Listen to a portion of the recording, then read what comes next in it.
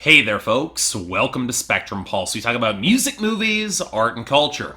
And today we are finally going to be talking about the newest album from Foster the People, called Sacred Hearts Club. I feel like I should like Foster the People a lot more than I actually do, and this is a feeling that I've had for a long time now. Probably ever since I first heard Torches and found myself feeling severely underwhelmed. Now, part of it involved Mark Foster's falsetto, and I don't really see that factor changing much anytime soon. Just grated on my nerves, not a good tone there, or that much of the instrumentation and production felt painfully flimsy and derivative, but normally what could redeem a lot of that would be the content, which was reportedly intended as a partial satire of hipster culture. And while I'm entirely for taking the piss out of an overused and increasingly gentrified stereotype, it wasn't like Foster the People convincingly held the high ground here, as the satire wasn't all that sharp and the delivery felt about as smug, none of which actually helped the very thin framing and insight. And sure, at the end of the day, Helena Beat, it's a really good song, but that doesn't save an album that's actually aged pretty badly in retrospect. So okay,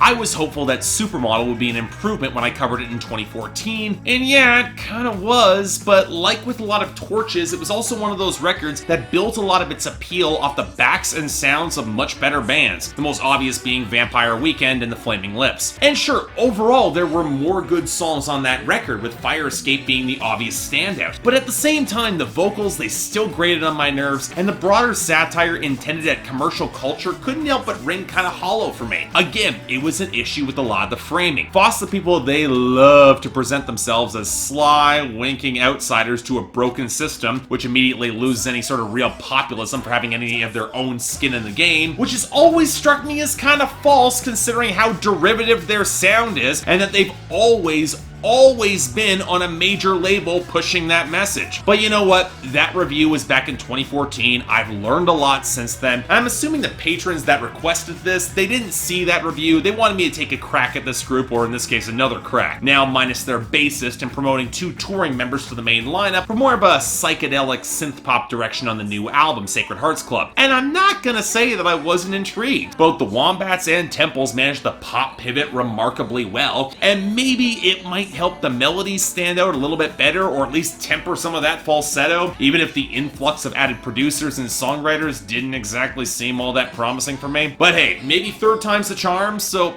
what did we get from Sacred Hearts Club? Well, not a lot, I can say that for sure. I've given this album probably more listens than I should have, trying to get a firm handle on any sort of real quality or songs that would stand out, and look, there just isn't much. Worse yet, it's the sort of pivot that I can assume a lot of Foster the People fans will dread, pushing back the band's own unique personality for what they have of it, in favor of sounds and styles that are very much conventional and modern, mainstream-leaning indie music. So while I would not be all that surprised at all if this record sold okay or appealed to a wider demographic, it's also an album that I've listened to many times, and I can barely feel like I remember it at all after listening to it. Of course, identifying why that is can be a little bit more complicated, but I think a part of it, yeah, it starts with Mark Foster's vocals. And you know what? I'll give him points for not relying on the grating range of his falsetto nearly as much as he has in the past. Instead, he's sticking with more of his smoother, much more restrained mid-range. And I swear I could not pick it out of a lineup if I tried. Part of this is a vocal mix that can feel overstuffed with chirpy effects and pitch shifting and reverb, but as the record progresses, we get a significant number of songs that are plainly trying to imitate Beach Boys-esque harmonies, and they just feel underweight and diminished, not able to match what the Beach Boys did, particularly in the low end. I will say that when actress Jena Malone shows up to contribute to Static Space Lover, she and Mark Foster actually have some chemistry, but she also feels pretty underutilized on the song as a whole. Why she doesn't contribute anything to the second verse is utterly beyond me. I would have liked to hear her more on these harmonies just to fill them out a little bit more. Granted,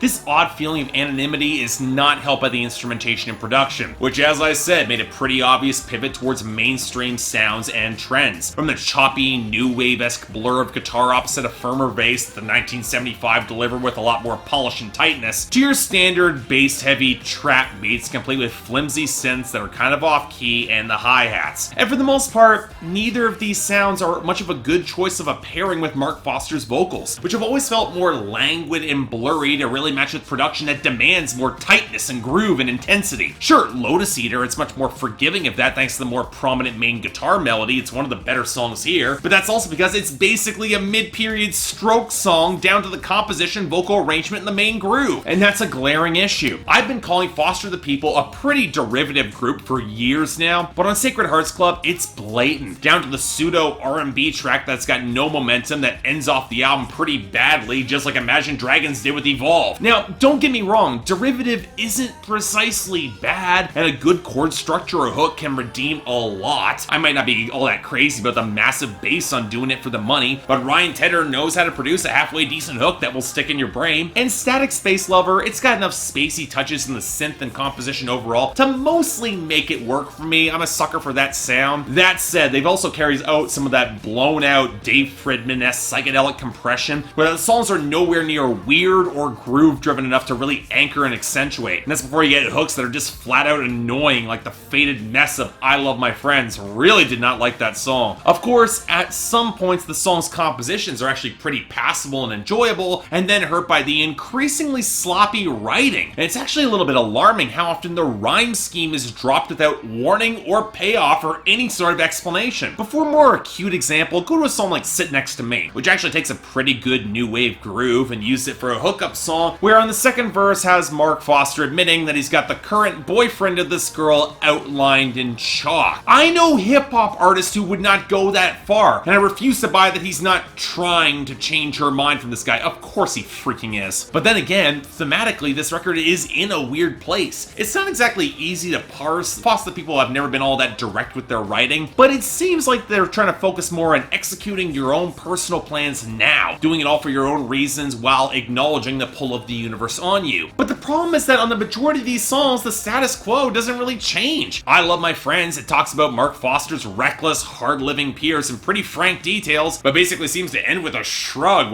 What can you do? Static Space Lover, it seems to highlight a relationship that's not really going anywhere, but almost seems to celebrate that inertia, something reflected in the main symbolism of Lotus Eater too. It's also why Loyal Like Sid and Nancy is such a confused mess of a song, trying to capture the thrill and danger of the intensely toxic relationship at the core of the song, but then it surrounds the verse with protest lines and evocative imagery that's trying to get political and doesn't seem to have any direct context, unless he's trying to say that it's with his relationship with the American ideal, which might make sense in the context of the song, but definitely not with the rest of the album. And even with that, our protagonist still feels like a secondary actor. He's getting pulled along in that song. He's waiting for the sound and the voice to speak here, and it reflects no real control or momentum, or even a desire to change the situation, which does nothing for any sort of dramatic tension to keep me invested in the arc of the album. But you know what, in truth, was anybody really expecting dramatic tension or heavier insight from a Foster the People album? Because for the most part, this is flimsy, throwaway indie pop that I would put money on even fewer people remembering compared to Torches or Supermodel. The writing, it's a lot sloppier. The vocals, they might be better, but they're still not all that interesting or passionate. And the production feels very by the numbers in a way that isn't all that excusable for this band. Even if your indie pop is backed up by a major label, I would expect a little bit more effort than this. And as such, I'm thinking a light 5 out of 10, not really that much of a recommendation. If you're a fan, you're curious, go right ahead, check it out, you probably have already, but there's not a lot that would actually draw you to the band considering their past work, and I cannot say you'll love this. Everyone else, only if you're curious, and really, don't say I didn't warn you. So yeah, thanks a lot for watching. I'd like to like and subscribe, I'd be more than grateful. I'm sorry I'm late with this review. I just got back from a convention, and honestly, I did not get as much footage as I was hoping for. I got a little bit. I was thinking about putting together like a vlog sort of review. I'm still figuring out how I'm going to structure that, so that might be coming out in a couple weeks or so. You never know. Beyond that, anything else I might be able to do to improve my presentation, I'm all ears. If you want to buy the album, links in the description below. And I got the poll up there for all you Foster the People fans who hated my last review. There's your chance to pile on. But in case you guys want to talk about what gets on my schedule earlier, link to my Patreon right there, where 3 times a week you guys get to vote on my schedule, and once a week you guys get to add records or even movies to my schedule and the higher tiers. More details right there, but till then, I'm Mark, you're watching Spectrum Pulse, and I'll see you next time.